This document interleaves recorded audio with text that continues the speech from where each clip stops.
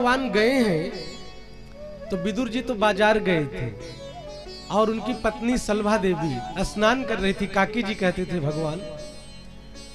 और जैसे ही द्वारिकाधीश ने आवाज लगाई, काकी जी बड़ी जोर भूख लगी। केवल भगवान के शब्द उनके कान में गए। स्नान कर रही थी, स्नान की सुध बुध खो गई। किवाड़ को खोला है और भगवान ने देखा कि काकी जी स्नान करते हुए चली आई, अपना पीतांबर से शरीर ढक दिया। ये भाव। और जैसे हम किसी के प्रति हमारा भाव हो कि यह अमुक व्यक्ति अगर मेरे भी घर आ जाए और इसका सेवा सत्कार करने का मुझे भी अवसर लगे, वही हाल विदुराणी का था। पूरे आंगन में एक लकड़ी का पाटा लेकर के भगवान से कहती कि प्रभु यहाँ बैठो, हे द्वारिकाधीश यहाँ जमीन कुछ टेढ़ी मेढ़ी है, आप यहाँ बैठो। पूरे आंगन में उस लकड़ी के पीढ़े को लेकर के घूमती है और भगवान को बिठाला है।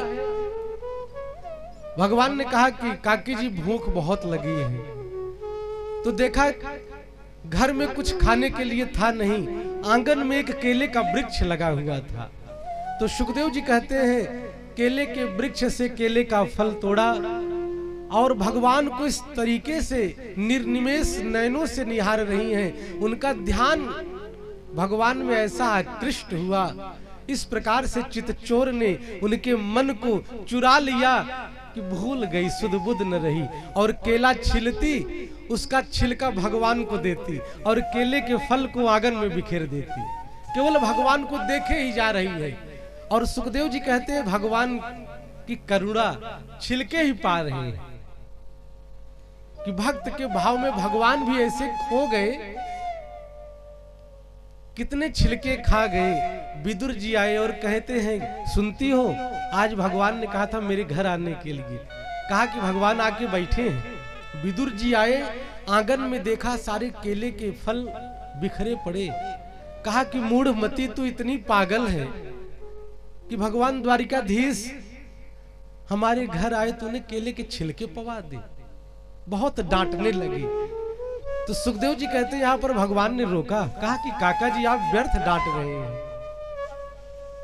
सत्य बताऊं तो काकी जी के हाथ से छिलके खाने का जो आनंद रहा, क्या बताऊं, इस द्वापर युग में काकी के जैसा भाव कहीं न दिखा। मैं तो तृप्त हो गया।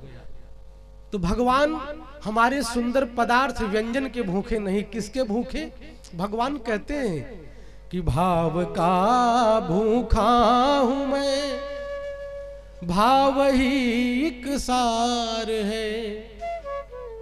भाव से भजता जो प्राणी, भाव से बेड़ा पार है। शास्त्र में कहा भावो ही विद्यते देवा तस्मात् भावो ही कारणम। भाव की प्रधानता है। और भगवान ने कहा अगर आपका भाव नहीं तो आप चाहे सोने की थाली में 56 भोग लगा करके भगवान को दे दो, भगवान पाने वाले नहीं हैं। प्रभु कहते हैं कि भाव बिन सुनी पुकारे, मैं कभी सुनता नहीं। भाव से एक पुष्प दे दो, वो मुझे स्वीकार है। भगवान तो केवल भाव के भूखे हैं। हमारा भाव निर्मल हो।